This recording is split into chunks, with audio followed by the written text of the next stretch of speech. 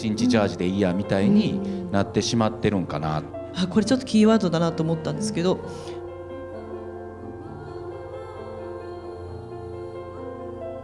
新しいファッションの提案で外出促進などフライングジーンズに込めた思いは多くの人に伝わった。全国の佐藤さんより多い。続いては車椅子社会とファッションの問題点や可能性について話していく。車椅子ユーザーがちなみに全国でどのくらいいるかっていうと200万人ぐらい今いらっしゃる。で佐藤さんっていうのは全国で数多くいらっしゃる名字で189万人いらっしゃると、佐藤さんと同じぐらい車椅子ユーザーの方はいるはずなのに、じゃあ同じだけ見かけるかって言ったら、ほぼほぼ見かけないじゃないですか。それだけ外出できてなかったり、引きこもりがちになってたり、そういう現状がこの数値から分かると思うんですよ。加えてレースなどで海外遠征が多い広道さんが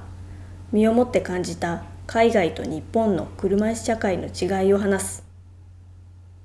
アメリカとか、ヨーロッパ行っても必ず街で何台かの車椅子の人ともうすれ違ったり見かけたり、絶対いてるんですよ。日本にいてると、もう本当自分以外の赤の他人の車椅子の人と出会うっていうのが本当にないんですよね。でそれぐらいやっぱり日本は外に出て行きにくい国なんやろうなと思うし、ファッションの話なんかでもそうやけど、やっぱり障害者がおしゃれをするなんてみたいな、みんながそういう思いの中、どうせ人と会わないから一日ジャージでいいやみたいになってしまってるんかな。さらに祖母が車椅子ユーザーだというファッションデザイナーの角さんは車椅子移動の不便さを語った。前は結構銀座とかああいう街に出かけるの大好きなおばあちゃんだったのに、車椅子になってからは自発的な外出をしたいって気持ちがなくなっちゃって、すごいそこは私も悲観してる部分で、街とかそういう構造的にまだ全然追いついてない部分もあったりして、お家に引きこもりがちで孤独感が芽生えてしまったりとか。見えてきた日本の車椅子社会の問題点。ここで車椅子ユーザーと健常者のある共通点をファッションクリエイティブディレクターの郡司さゆみさんは指摘する。車椅子使われるとチェアウォーカーって海外でも言いますけれども、私たち自身実は椅子に座って仕事してる時間がものすごく長くなっていて、チェアワーカーなんじゃないかと、そうするとチェアウォーカーの人と何ら環境は実は変わってないんじゃないのっていう。さらに障害の有無関係なく誰でも履けるように作られたフライングジーンズは大量生産大量消費だったこれまでのファッション業界を変える可能性があるという。今はどちらかというとたくさんの人の幸せを、最大公約数で考えるより最小公約数でこの人のためってやることが実はたくさんの人を幸せにする逆転の時代になってる。大衆から個の時代、でも個から今度たくさんの人の幸福最大幸福の時代っていう風に多分21世紀変わってきて、だからすごいタイミングでこのジーンズができたなっていうのは。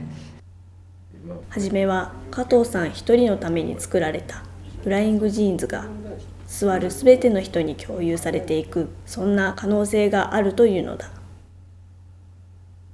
実は同じ立ち位置で座った時に楽ちんとか、でここ履いて思ったんですけど、それがユニバーサルだってめっちゃ今っぽい。みんなが一緒のブランドを履けるってかっこいいなと思って、ファッションってそれこそ着ると本当にこう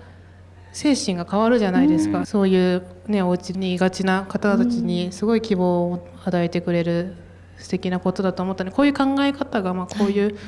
ね、ジーンズから広がっていろいろなこう可能性が見えてくるっていう気づきにもなるので、すごく私自身も勉強になりました。このフライングジーンズの誕生が新たな可能性を生むきっかけとなったようだ。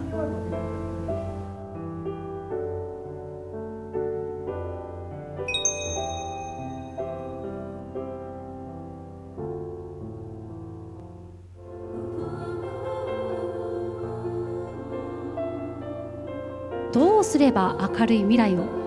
迎えることができるのか、あとお金の集め方ですよね。